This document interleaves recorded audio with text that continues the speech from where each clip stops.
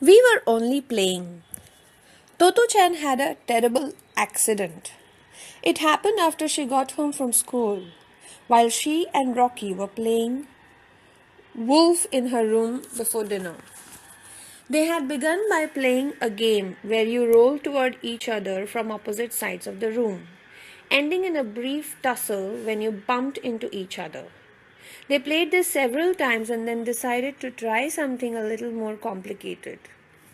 Although it was Totto-Chan, of course, who did the deciding, the idea was that when they meet in the middle of the room after rolling towards each other, the one who made the fiercer wolf face at the other would be the winner.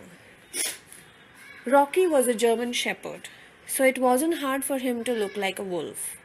All he had to do was point his ears, open his mouth, and bare all his teeth. He could make his eyes look pretty fierce too. It was a little more difficult for Totto-Chan. She would hold both hands up on either sides of her head to look like ears, open her mouth and eyes as wide as she could, make growling noises and pretend to bite Rocky. At first, Rocky played the game very well, but he was a puppy, and after a while he forgot it was just a game and suddenly bit Totto-Chan in earnest. Although still a puppy, Rocky was almost twice as big as Totto-Chan and had sharp, pointed teeth.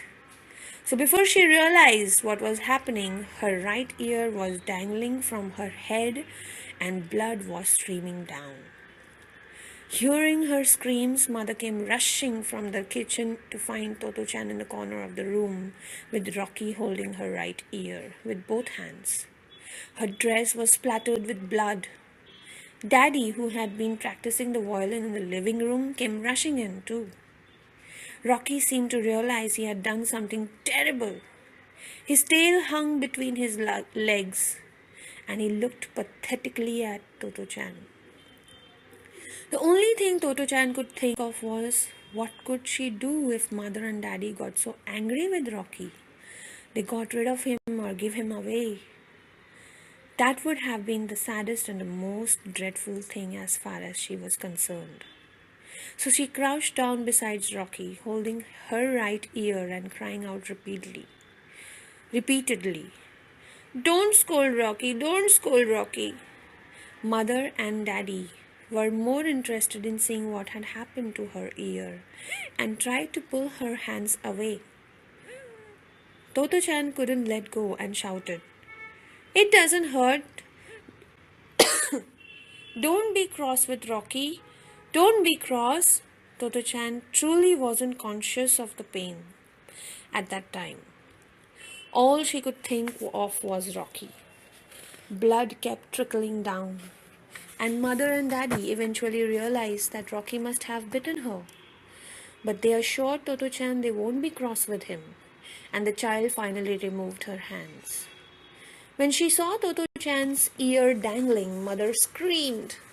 Daddy carried his little girl to the doctor's, with Mother leading the way. Luckily, because it was treated in time, the doctor was able to fasten the ear back, just as it was before, to her parents' great relief. But the only thing Totto-Chan was concerned about, however, was whether Mother and Daddy would keep their promise not to scold Rocky. Totto-Chan went home all bandaged from the top of her head to her chin, looking like a white rabbit. In spite of his promise not to scold Rocky, Daddy felt very inclined to admonish the dog in some way. But Mother gave him a look with her eyes as much as to say, "Please keep your promise," and Daddy reluctantly did so.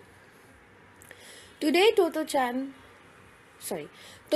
rushed into the house, anxious to let Rocky know as soon as possible that everything was all right, and nobody was cross anymore.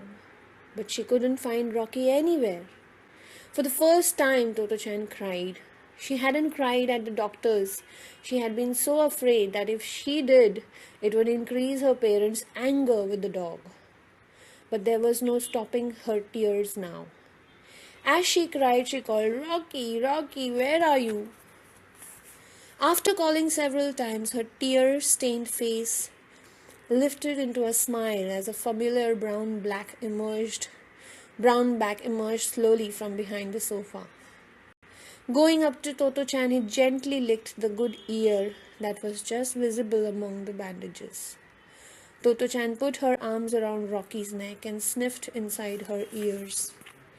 Mother and Daddy used to say they were smelly, but how she loved that dear familiar odor.